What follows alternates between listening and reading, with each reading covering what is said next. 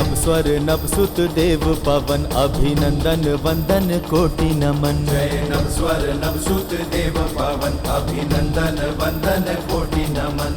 हे प्रभु बालक मारुति को आकाश में उड़ना सिखलाओ, सिखलाओ देवा सिखलाओ, आकाश में उड़ना सिखलाओ।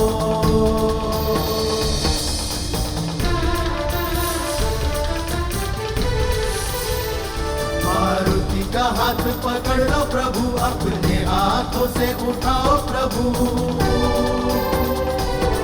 अपने संग सन्नभ आंगन में मारुति बालक को उड़ाओ प्रभु। हे पवन देव इस पवन पुत्र को प्रभु उड़ने की शिक्षा दो। हे वायुदेव वायु नंदन को अंबर छूने की शिक्षा दो। अभिनंदन वंदन कोटि नमन।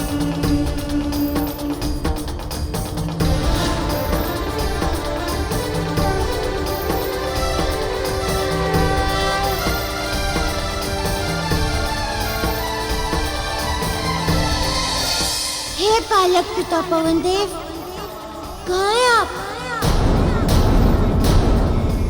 हमें आपसे उड़ना सीखना है। कृपया प्रकट हो। मारुति मारुति मारुति।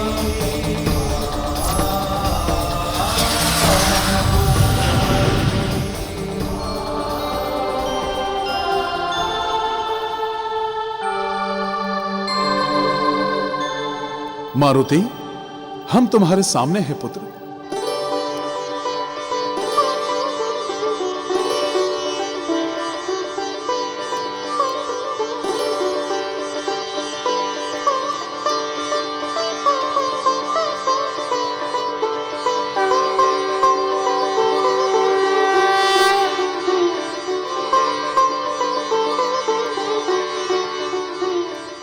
हे पवन देव, मारुति की उड़ने की शिक्षा का भार हम आप पर सौंपते हैं। आज से मारुति को उड़ने की शिक्षा आपको देनी होगी पवन देव।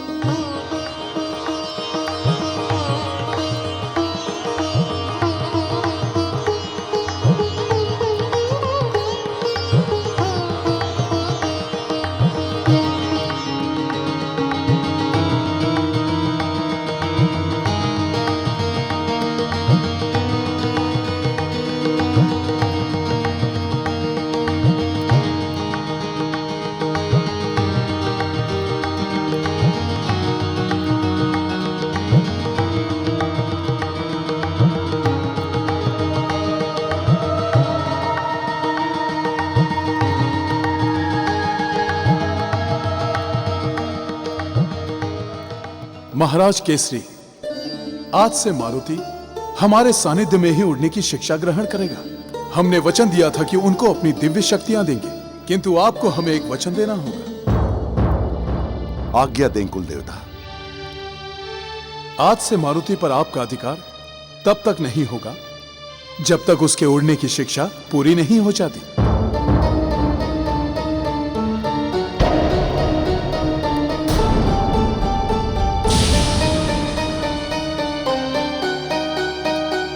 उसके प्रत्येक हित और अहित का भार हम पर होगा।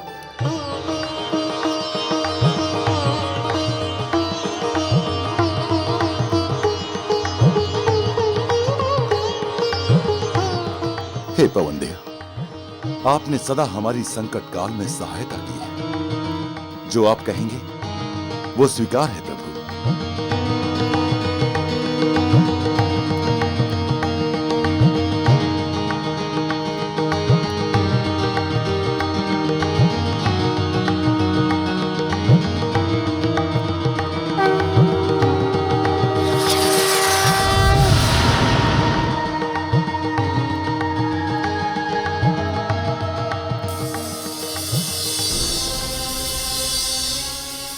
किंतु हम तो सदा मारुति का ध्यान अवश्य रखेंगे।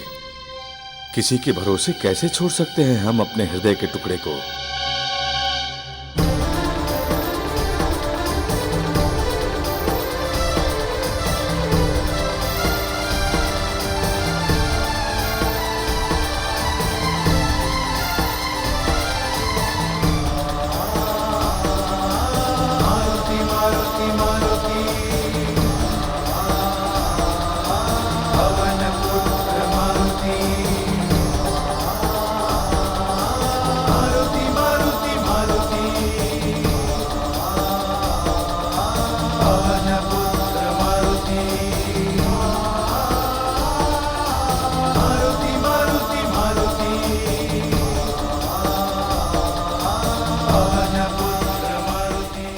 पिताजी, आप हमें इस वन में कहाँ ले आए?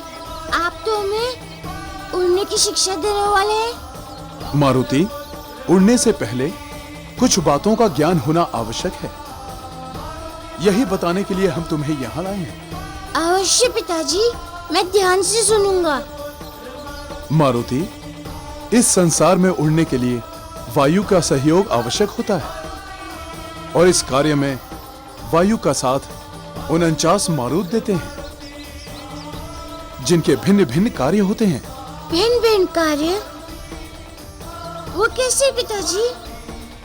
मारुति, वायु के अनेकों कार्य होते हैं, जैसे सबको जीवन देने वाली प्राण वायु,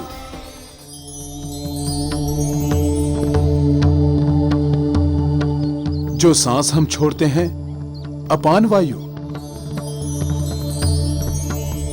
समुद्र से जल सोकर धरती पर वर्षा करने वाली संभाव वायु, आकाश में संचारित उड़ान वायु, आंधी लाने वाली झांझा वायु, जल में रहने वाली आवाह वायु और बीजों को एक स्थान से दूसरे स्थान तक ले जाने वाली परिवाह वायु। 49 तरीके के वायु? हाँ मारुति, 49 मारुत ये सब कार्य करते हैं। वे ही वायु को संचालित और नियंत्रित करते हैं। इसलिए तुम्हें सभी 49 मारुतों का आवाहन करना होगा, जिनके कारण कोई भी प्राणी वायु में उड़ सकता है। अब तुम सभी 49 मारुतों का आवाहन करो।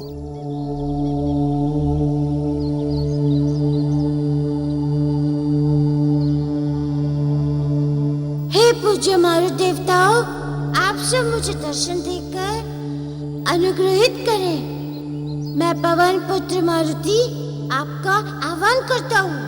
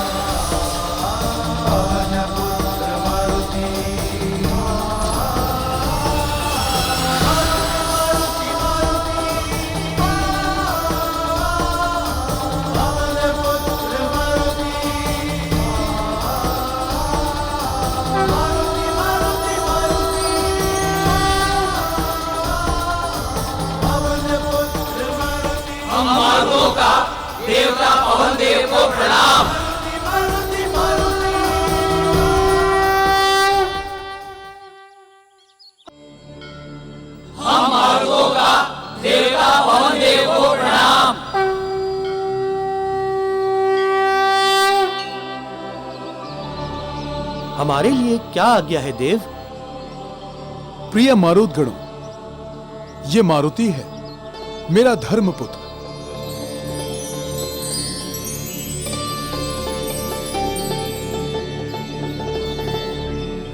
और उसकी प्रबल इच्छा है कि ये भी आकाश में उड़े, और मेरा पुत्र होने के नाते ये इसका अधिकार भी है। और इसके लिए आप सबके आशीर्वाद और सहायता की आवश्यकता है। मारुति आपका पुत्र है, इसलिए उड़ना तो इनका जन्मसिद्ध अधिकार है। आप निश्चिंत रहिए, हमारा पूरा सहयोग मारुति के साथ है।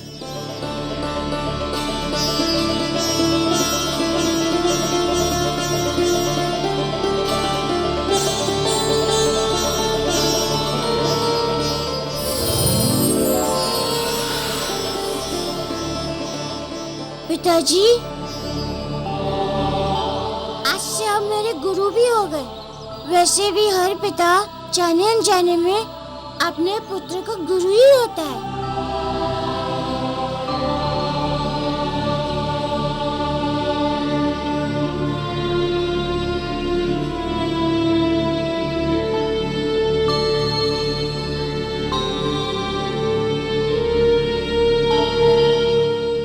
मारुति, अब तुम मेरे शिष्य भी हो।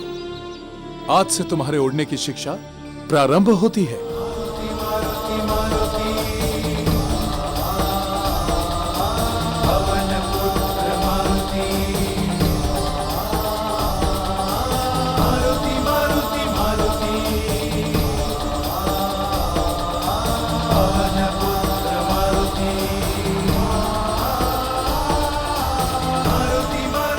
मारुति, सबसे पहले मैं तुम्हें वायुमंडल का भ्रमण कराऊंगा, जहां तुम्हें उड़ना है, ताकि तुम्हें वायुमंडल का ज्ञान हो सके और उड़ते समय कैसा लगता है इसका आभास भी हो जाए।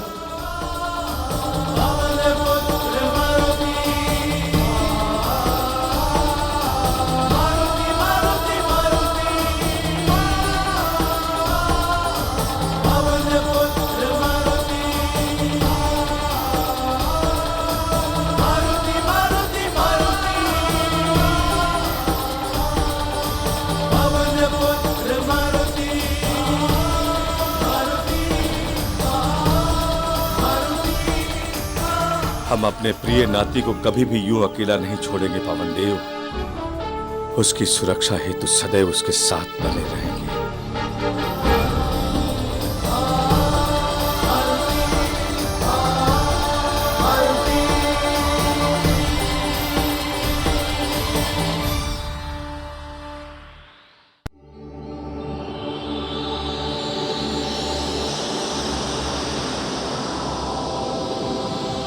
यहाँ से सब कुछ कितना सुंदर दिख रहा है और उड़ने में बहुत आनंद आ रहा है। हाँ मारुति, जब तुम उड़ना सीखने के पश्चात स्वयं उड़ोगे तो और भी आनंद आएगा। मैं तुम्हें बताता हूं किस तरह अपने को वायुमंडल में दिशा देनी है और कैसे अपने शरीर को वायु पर छोड़ना है। ध्यान से सुनो और समझो। जी गुरुजी, मैं ध्यान से सुनूंगा। आप बताइए। मारुति, सबसे पहले तुम्हें वायु के बहने की दिशा में अपने शरीर को छोड़ना है। जिस तरह पानी पर कोई वस्तु छोड़ी जाती है तो वो स्वतः ही पानी की दिशा में अपने आप बहने लगती है, ठीक वैसे ही